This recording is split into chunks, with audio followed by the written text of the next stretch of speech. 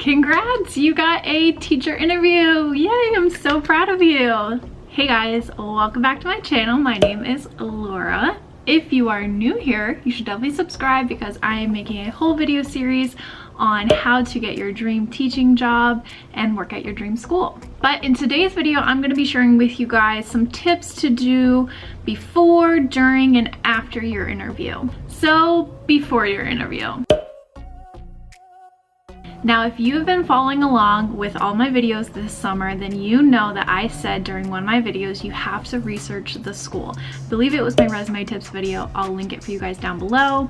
But once you get that interview, you definitely want to research the school even more. This can help you find out specific things about the school that you didn't really pay attention to before because you were just applying and looking at general information. And it might also give you guys a leg up on the competition if you notice something special on their website, or maybe you found something on a YouTube video or something like that about the school. The second thing you want to do before you actually go to your interview is practice your interview questions. I know everyone probably tells you to do this, but it's so important. I have practiced with friends, family, I practiced by myself, and it really helps you kind of just get all those gabs out of your mouth so you're not rambling on during the interview, and it also helps you practice so you feel more confident when you get to the interview. Now, the next thing that you're going to want to do is make sure you get all your belongings and that you start to get your professional outfit ready. Again, I've made two separate videos on these topics down below, one talking about things that you should bring to your interview and one talking about how you should dress for your interview, so definitely check those out, link in the description down below.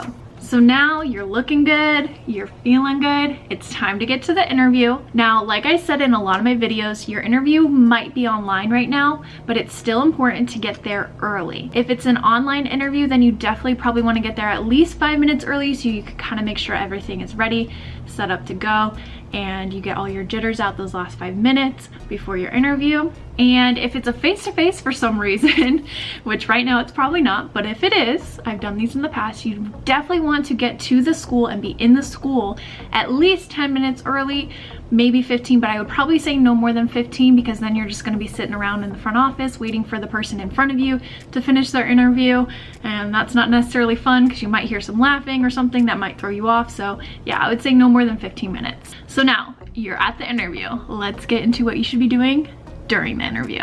Okay, so during your interview, you definitely want to be making eye contact with the person interviewing you.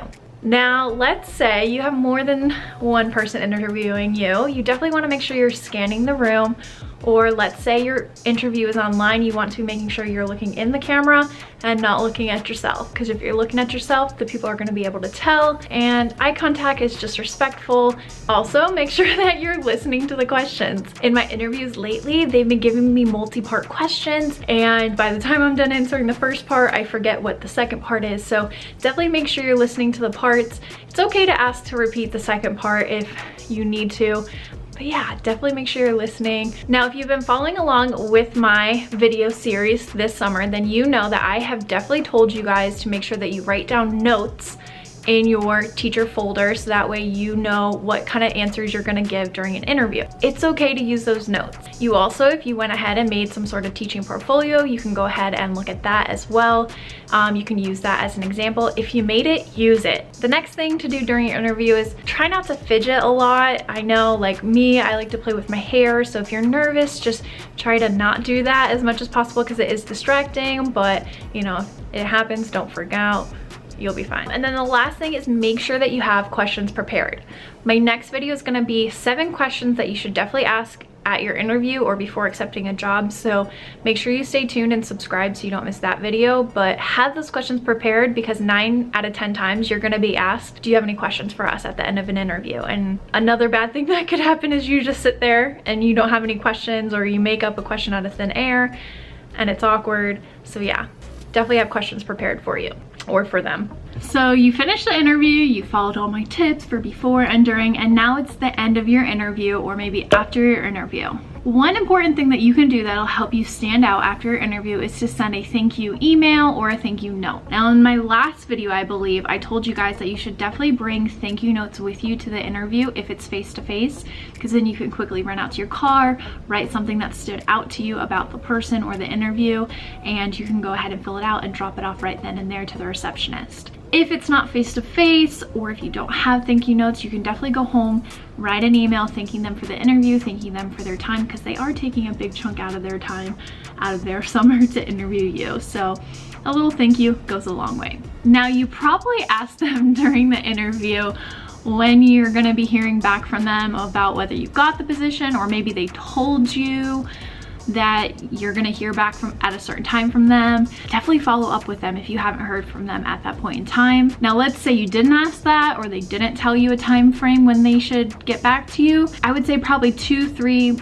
closer to 2 days, I would follow up with them and just see, hey, you know, either call the school, probably call, or you can send an email and just say, hey, you know, I interviewed with such and such for this position. I'm just curious if you guys are still interviewing or if you've made a decision yet. And if they say they have made a decision, great, you either got the job or you didn't. And if they haven't made a decision, you can go ahead and ask them when you would expect to hear back at that point in time. Now, whether you are following up with the school or not, I would say to continue to apply to jobs after the interview. You never know, you could go ahead, you could get the job, you could accept the job, and then out of nowhere they call you up the next day and say, you know what, our budgets have been cut and we can't offer you the position anymore. Just like me in my flight attendant position, I stopped applying into jobs because I got this job, and then they took away my position because of budgetary cuts. So keep applying until you sign that contract saying that you're working at that school and that they're gonna pay you a certain amount.